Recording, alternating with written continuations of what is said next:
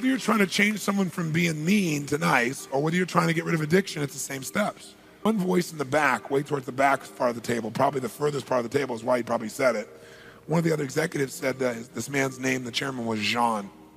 He says, Jean, how are you doing on that anger stuff with your therapist? Right? And Jean goes, well, we've been working on it for years, as you know, and I think we've made some progress, but I'm just that kind of person. And you could see that he had pride in the fact that he could be abusive, because it gave him a sense that he was powerful, that he was significant. And so this person said, well, you know, Jean, and the person who said this is the person who invited me to dinner. You start to get the picture? He says, well, you know, Jean, Mr. Robbins is considered to be the best therapist in all of America. He's able to create change in lightning-like speed. Aren't you, Mr. Robbins? All of a sudden, I understood why I was invited to dinner. So he said, oh, no, Mr. Robbins, I would never take up your time at this wonderful dinner. It would be so unfair to you and everything else. He said, but Mr. Robbins, what would you do?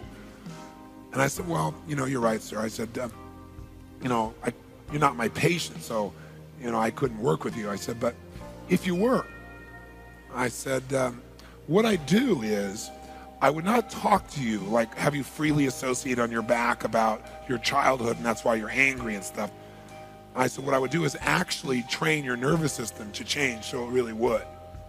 He said, really? How would you do that? That's all the opening I needed. I said, well, I'd say, do you remember what you said to that man over there earlier? He said, no. I said, sure you do. Remember, you were calling those four-letter words, you were saying this, you're saying that. You kind of enjoyed it a little bit, it looked like. You know, well, yes. And I reached out and I went, wham! I hit him as hard as I could in the shoulder. He went, what are you doing? What are you doing? I said, I'm showing you what I would do if you were my patient, but you're not my patient, so I would never do that, right? He's like, and the people at the table are like, right? And I'm looking and smiling. And as I do this, he doesn't know how to process it because I'm not looking mean. I'm just going, that's what I do if you're my patient, but you're not, so I'd never do that. And he's like, do you ever see people when they're totally confused and they like search every quadrant of their brain? Right. So now what have I done? Massively interrupted his pattern and gotten major what? Leverage. See, you can talk to your blue in the face. That's not going to change this guy. He said, wow, that was painful. I said, that's the idea. So if I was your therapist, that's the kind of thing I do, and I do it enough that you would never do it again, ever. Right? And he's like, oh. He said, yeah, that would be, yeah, I can see that might work. I said, oh, no, it will work. As a matter of fact, remember what you said to your wife? He went, no. I said, sure you do. And I went, wham, hit him twice. There's like, stop that, stop that. So I said, stop what? He said, what do you mean what? That's what you just did. I said, oh, I'm just showing you what I would do if you're my patient, but you're not my patient, so I would never do that. And the people at the table are like, some are going, hit him again, hit him again. Right? True story, no exaggeration. So, you didn't really hit him. I really did. If any of you know some of my therapy examples, you know I will do whatever it takes. And so you come to see me, you're going to change. Okay? Because I have unlimited choices. I don't have all the rules that the traditional therapist has about not intervening too much.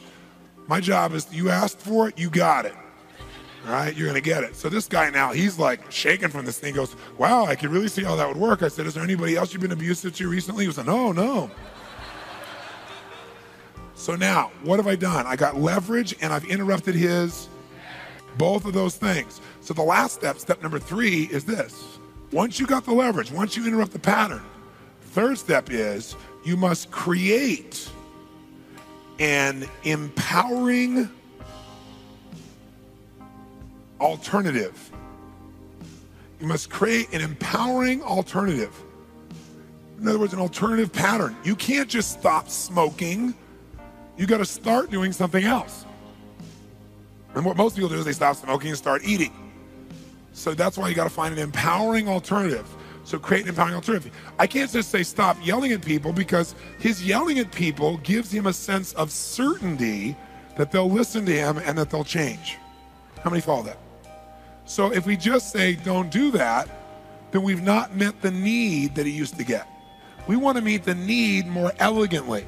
If you're smoking, it's probably because you're stressed. And when you smoke, you take deep diaphragmatic breaths, and so you get out of stress. When most people are stressed, they stop breathing or they breathe very shallowly. When you have very little oxygen, that adds a smidge to your stress. So cigarettes now, while there's a physical addiction, what made it happen initially was it relaxed you. So you don't want to just stop smoking and be stressed. You have something else to relax you. So what a lot of people do is they eat tons of food, so the stomach fills up, and all the blood rushes in there, and they start breathing in their diaphragm again. But there are better alternatives. Does that make sense?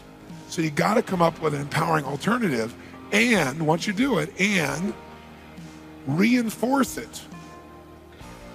Reinforce it. How do you reinforce something? You notice it, you give it pleasure, you acknowledge it, you reward it. So you might want to use the word reward it, and reinforce it or reward it until it becomes habit. Until it becomes habit. So you got to create an empowering alternative, and you got to reinforce it until it becomes habit. Once it's a habit, you're set. But how do you do this? Well, the secret to reinforcing something is give it pleasure, give it rewards. So you'll start changing to avoid pain. But after a while, you just go back to it. Even though it's painful, I'll adjust to it. But see, what creates lasting change is when you do something and you're rewarded for it. When you give yourself rewards, you feel happy, you feel proud of yourself, you feel a sense of excitement or freedom or more love. When you get that reinforcement on a regular basis, pretty soon it just becomes who you are. That's what we want to do. And so that's what I did with him. So a year later, so I had him come up with these alternatives how to communicate. And throughout the night, when he started communicating with somebody who did something right, I caught him doing it right. And I'd say, now, John, I want to say something to you. Do you see Bob's face over here? The way you just interact with him? So you can try and force him to do something or make him fear you, and he'll do a little bit. But people only do so much out of fear. They do the minimum out of fear.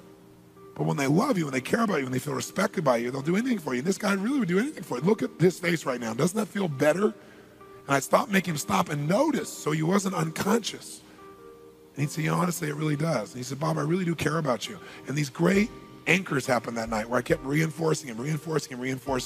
So he had plenty of alternatives, and he saw it gave him more of what he wanted than the old behavior. So now I come back a year and a half maybe later, and I do the seminar, things go great, and the same guy afterwards says, Mr. Robbins, would you like to come to dinner? And I look at him, and he I can't tell if he's, got something or not. So I said, sure. Same restaurant, same room, same everything. Sit down, you table. I'm sitting next to Jean. Jean's great to have you back. Everything's warm. Everything's wonderful. He seems really happy. Everybody's great. I'm thinking, wow, this is cool. It all worked, right? And then maybe 15 minutes into sitting there, all of a sudden, John comes across and starts screaming at this person against the table. And I can just feel every part of my body going, obviously didn't break the pattern strong enough. I'm going to do it this time. And I just feel my face and body tighten up. And all of a sudden, he turns over and goes, gotcha. And everybody, the whole place started laughing. It was a setup. And they all went around the table and they acknowledged me and they acknowledged John and talked about he's never been the same since. His life has never been the same. He's such an incredibly warm and loving man now from that process, just from that piece. Now, whether you're trying to change someone from being mean to nice or whether you're trying to get rid of addiction, it's the same steps. So for example, when I first built my career, I'd get on radio and television in Canada and I launched my career saying, I don't care what your problem is, I'll handle it. So I got all kinds of things. But one of my first therapies ever was a smoking therapy. Now, bear in mind, I'm staying at the Westin Hotel in a place called Vancouver, British Columbia, Canada. Anybody been there? It's a magnificent place. You've not been there. It's as pretty as any city in the world, I think. And so I'm there, and I'm staying in this hotel, and it's beautiful, and it's wonderful. And I'm waiting in my room for my first real major therapy. And it's a smoking therapy. And I look at my watch, and the guy doesn't show up. And I look, he doesn't show up, look, doesn't show up. So then I think, well, no one knew my face in those days or even knew my name. So maybe he forgot my name and he's at the hotel. So I figure I'll go downstairs to see if he's in the lobby. So as I go out to exit my door, my room, right outside the door is this guy sitting puffing like crazy. So I said, are you Bob? He said, yeah. I said, Bob, what are you doing out here? He goes, I'm having my last cigarette. Now, what does that tell me? That tells me he links pain to stopping smoking, not pain to smoking. As long as he thinks stopping smoking is going to be painful, it's not going to work. We have to change that, what we call neuroassociation. It's a big word. It means what he associates in his nervous system, in his gut, right? Not what he has in his head. In his head, he knows better. But in his gut, his neuroassociations are rigged that stopping smoking is painful. That's why he's never done it before. So he wants me to do this painful thing to him. That won't work. So I think in a moment's notice, I come up with an idea. And I said, come with me. And we don't go to my room. We start walking down the hall. He goes, where are we going? I said, downstairs. He goes, I want to do this in private. I said, we will. Follow me. We get on the elevator, go downstairs, and I haven't been there in about 2 or 3 years. But even 2 or 3 years ago, in this day and age where very few people seem to smoke in public, at the Westin Hotel, they still have a tobacco shop there. And so we go down to this tobacco shop, and as you go in, the smells are everywhere, right? So when people smell the smells, they go into state, right? So this guy's in state, right? He's got his cigarettes back. He's one happy camper. So I said, what brand do you smoke? So he tells me. I said, great. Give me 12 cartons. And the guy looks at me and goes, 12 cartons? I said, yeah, 12 cartons. The guy goes, looks at him, 12 cartons? I said, yeah, pay the man. He's like, pay the man. So he pays him. So now I said, pick him up. So he's got 6 cartons here, 6 cartons here. We're walking down the hall. I'll never forget his face. We get on the elevator. The door closes. He's holding all these cartons of cigarettes. He looks at me and says, you're not going to make me smoke these, are you? I said, now we're making progress. Now he's linking pain to smoking already. How many follow this? Say aye. So we go sit in the room, and a lot of times when you're trying to help someone make a change, the problem is you're changing a part of them that doesn't need to change, like the part of them that's really great. You need to get them in their smoking state and change that part of them. So I said, go ahead and open all the cartons, pull out all the cigarettes, and unwrap every one and put 1 cigarette so it's accessible, so you can just grab it real easily. And while you're doing that, tell me why you started smoking. And so he goes, okay, he starts undoing the cartons. As he does, he kind of gets in state. He smells the cigarettes, and starts undoing it, and he goes into state, right? And he starts telling me, well, when I started out, I really didn't want to smoke, but all my friends did, and it was like the cool thing to do, and he's going into state, right? And so I said, okay, well, light one up. He looked at me, he went, what do you mean light one up? I came here to stop. I said, I know, but you really want one, so light one up. He went, well, no, I don't want one. I want to stop. I said, light one up right now. I started acting crazy. Right now, you understand me? He's like, now he's smoking like, and he's freaked out. Now imagine, these are the feelings, tuna casserole mixing with smoking. You get the idea? I go, oh, I don't like this, I don't like this. I said, that feel cool? No, it doesn't feel cool, no. I said, does that feel, no, it doesn't feel good. I don't like, what don't you like? I don't like this, what don't you like? I don't want to smoke. As soon as he said that, I like transformed. Acted insane, he's freaking out. He's walked in a room with this insane man, right? So as soon as he says, I don't want to do this, I'd say, you don't want to smoke? I'd act really calm again. And he'd go, no. I said, well then, do whatever you want to do. He goes, well, I want to put it out. I said, well, do whatever you want to do. I said, really? I said, sure. He goes, just put it out. I said, light up 2 more. He said, no, I really don't want to. Light up 2 more right now! Now! No, you light them up now! Oh, gee. He's freaking out of his mind. And he's screaming, is that cool? Does that feel cool? No, no. Finally, eventually, he'd go like, I don't like this, I don't like it. You don't like what? I don't want to smoke. What's that? I don't want to smoke. I said, oh, well then, do whatever you want to do. He's like, well, I want to put them out. I said, go ahead. Really? Sure. He puts them out. You can just see he's afraid, right? Puts them out. I said, light up 6 more. He's like, I light up 6 more now. And I go 10 times crazy. And he said, put it between his fingers. Come on, suck on every one of them. Suck on them. How's that feel? Finally, we get to the point, I'd say, light up 5 more. And I had a whole ashtray filled with half-smoked cigarettes, put it on his nose. He's breathing, there's smoke in his face, hating it, right? So how does that feel? I hate it. Right? I said, light up another one. He said, no. I said, you light up another one right now. No, you can't make me smoke.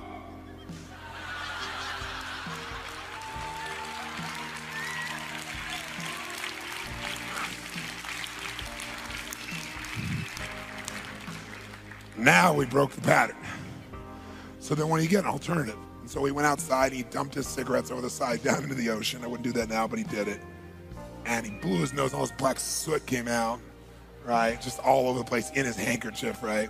Kept blowing his nose, you know. And I did too, because I was in the room taking it all in also. It's a terrible way to do it stuff. It's one of the reasons I stopped doing them eventually, came up with a different technique, right? Because I was gonna have cancer doing all these therapies on these people, right? And so he goes out there, now he's breathing fresh air, and the fresh air feels so good. And then he comes up with the alternative and condition it. It works. Now, you gotta vary your technique for various things, because once I found something to work, you know, you tend to do it a lot because it works. But how to create momentum is really a science. It's not difficult, but it is a science. It's a step-by-step process. And when you understand how to do it, you can create momentum anytime you want.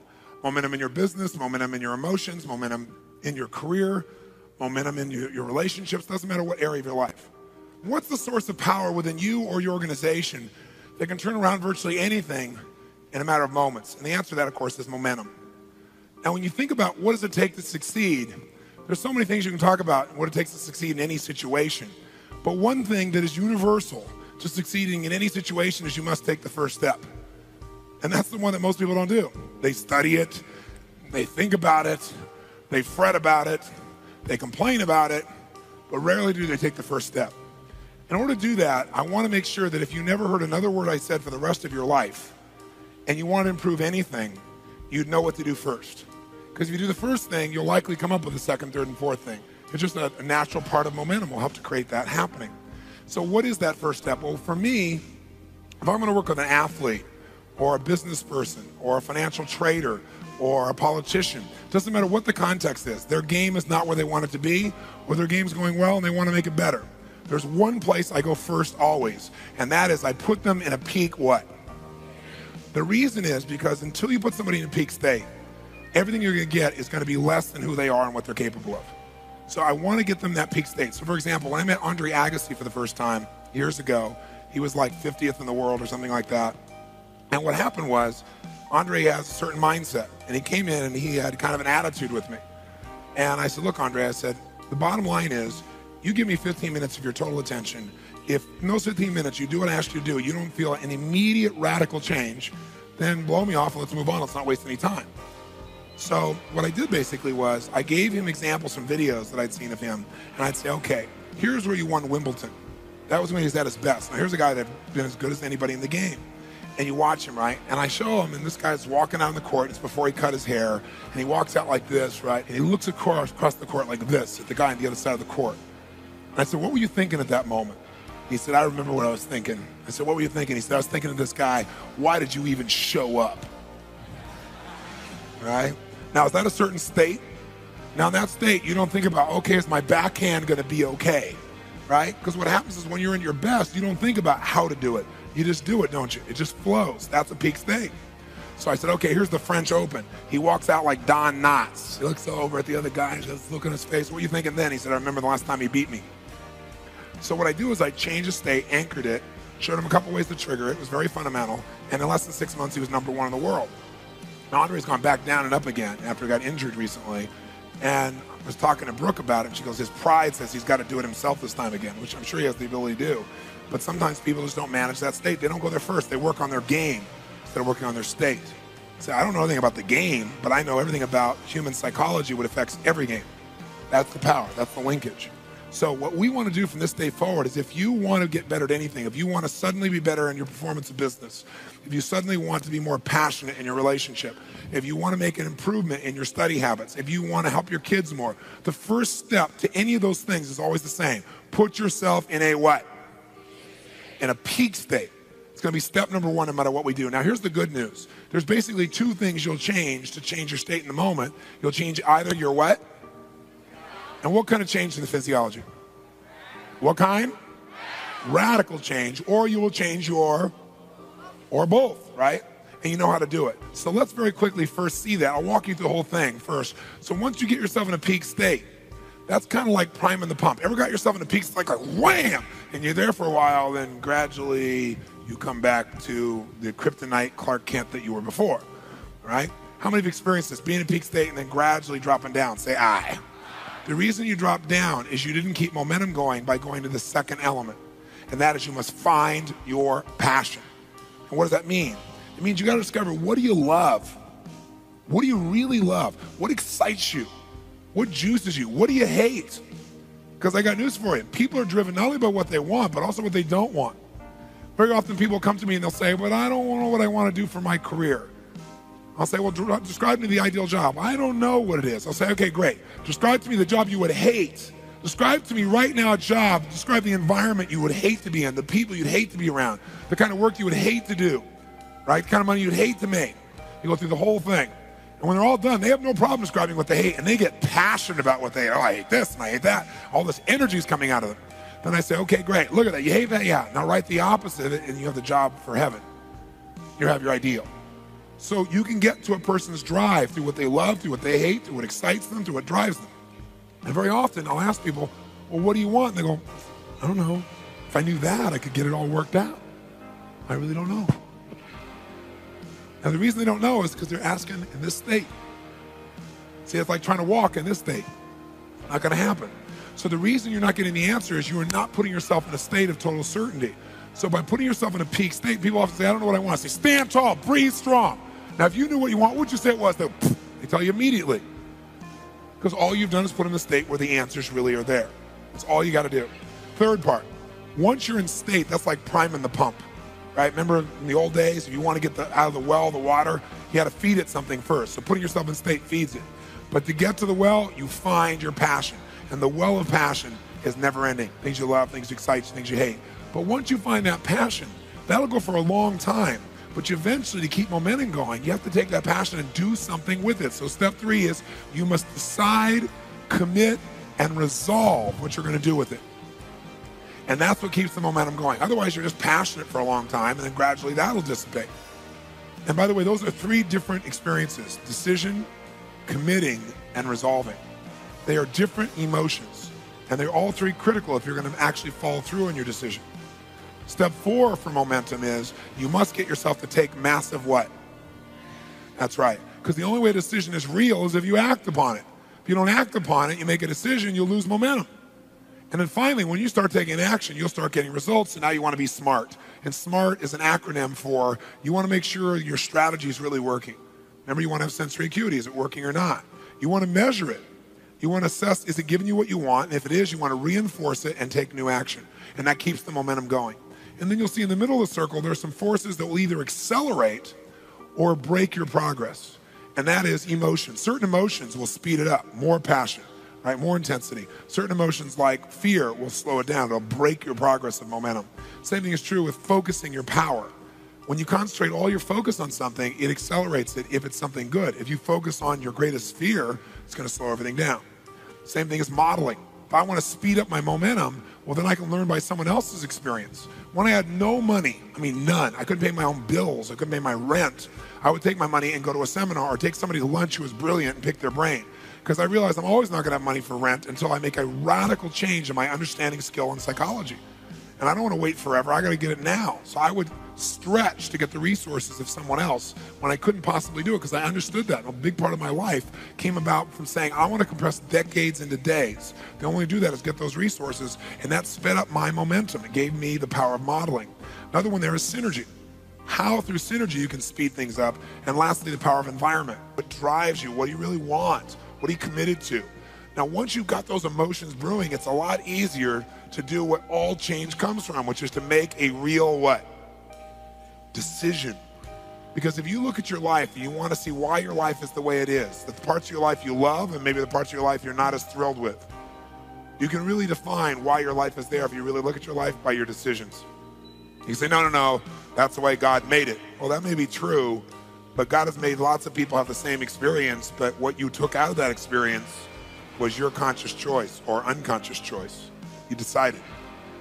And so if you look at your life, I bet you could look at the last 10 years of your life, for example, maybe last 15. I'd be willing to bet there are places along the way that if you would have made a different decision, your life would be radically different than it is right now. Better or worse, I don't know, but you probably do. But it'd certainly be different. How many would agree with that? Say aye. And a lot of times those decisions we don't think much about. Sometimes they're decisions like what are we going to do for a living, or where we're going to live, or who we're going to spend time with, or who we're going to marry, or whether we're going to have children, right? What we're going to believe. Those choices have shaped who you are. And so if you want to transform the quality of your life, there is only one power, and it's decision. But most people have not made a decision so long, like a real decision, I mean a tough one where it's hard and you make yourself do it. They kind of like express preferences and kind of see if it works out. They put it in a should mode. A decision made from a should is not a real decision because you don't act on it. You do it for a little while. You never really not only decide, but to commit and really resolve that no matter what, you're going to make it happen. That's different than just deciding in the moment, right? That's not a real decision. That's a preference that you're expressing. So if you think about that, then there are decisions along the way that have shaped your life radically. And if you want to shape your life, you want to take control of that power that your Creator has given you. And you got to do it consciously, because otherwise what happens is you just go with the flow. And going with the flow sounds really nice. But the problem is you get to the fork in the river and you haven't decided clearly, you go with the flow. Well, the flow of water, the strongest flow, goes to where the falls are. And one day you wake up, 3 feet from Niagara Falls in a boat with no oars, and you go, oh, shoot. And at that point, it's a little late. So what we want to do is get really conscious about decision making, but again, you want to do it from a peak state.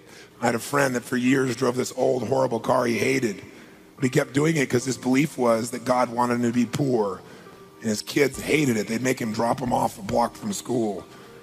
He made a decision to believe that God wanted him to be abundant. And his first act that he did, his committed act, is he took out a shotgun and blew up as many holes in that car as he could, saying, I will never drive this car again, and neither will anyone else. Commit and act. Momentum comes when you not only decide, but you take immediate action. What immediate action are you going to take to demonstrate you mean it? Who are you going to tell? What are you going to do? What's the first thing you do? Simple thing. And what's a big thing you could do that commits you here? That shows this means business. Action is momentum. What action would you take immediately to create more momentum now? To back up your decision with power? Think. What's a little decision, a little action rather, on your decision? And what's a big one you do that would just be like, this is it, baby? And feel good. Feel good to take, commit and act, wouldn't it? It takes you beyond decision. It takes you to total momentum, action, power, results. Now, if you remember this momentum model, we said that the steps were that you had to first put yourself in a peak, what? Step 2 is once you're in that peak state, to keep it going, you got to find your, what do you love? What do you hate? What excites you? What drives you? Once you're there, you must make an immediate decision, right? Because you're going to use that emotion to do something worthwhile. And then you want to take a decision to committing and resolving. How many can feel the difference when we went to resolve? Say I. Then you must take immediate, massive, intelligent what? That's right. Then all you got to do is be smart, which is notice your strategy if it's working or not. If it's working, reinforce it. It'll keep your momentum. If it's not, change your approach. What if that doesn't work? What do you do? If that doesn't work, what do you do? Whole time using your sensory acuity. Keep changing till you get what you want, period.